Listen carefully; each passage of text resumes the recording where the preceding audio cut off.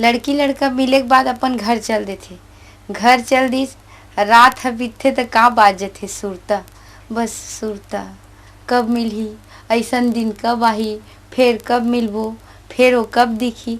और कुछ सुरता नहीं आए तो का पहन के आ रहीस, का ओढ़ के आ रहीस, का रंग के लिपस्टिक ऐसने था पैरी पहन के आ रहीस। कहूँ ये याद आ गए तहन तो कहाँ दे जी दिल के घंटी झन झन बाजना चालू हो जाते। अब ये सुपर हिट गीत के हम मजा लेते हैं।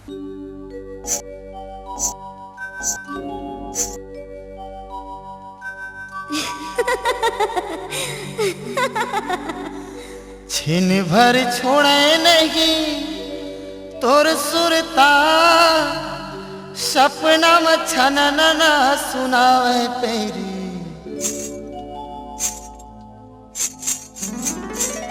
ए पैरी रे पैरी रे पैरी गोरी, का जादूदारी बुरानी, का जादूदारी, का जादूदारी गोरी, का जादूदारी। छिन भर छोड़े नहीं तोर सुरता, सपना में छनना सुनावे पैरी।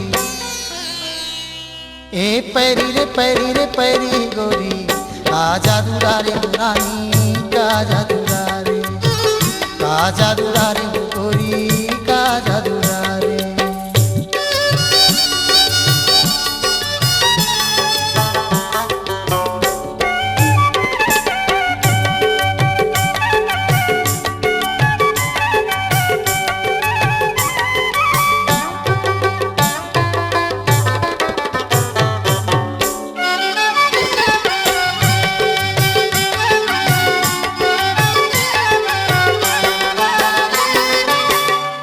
उठ के जा धो तोर पारा, देखे बर्व तोर सूरतिया, ए वो मोर रानी देखे बर तोर सूरतिया।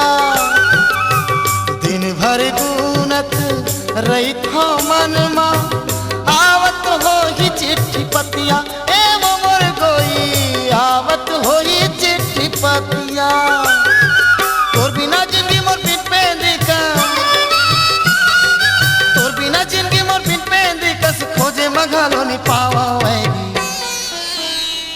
ए एरी रे एरी रे एरी रानी, का जादूदारी गोरी, का जादूदारी, का जादूदारी रानी, का जादूदारी।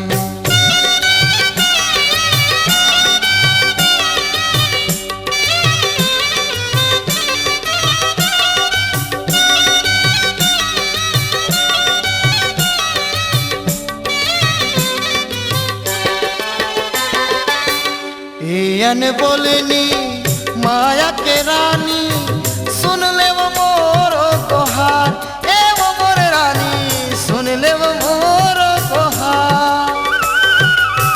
बांध ले मोर संग पीरित के बंधना, तही मोर जीव के आधार, ए वो मोर गोई तही मोर जीव के आधार।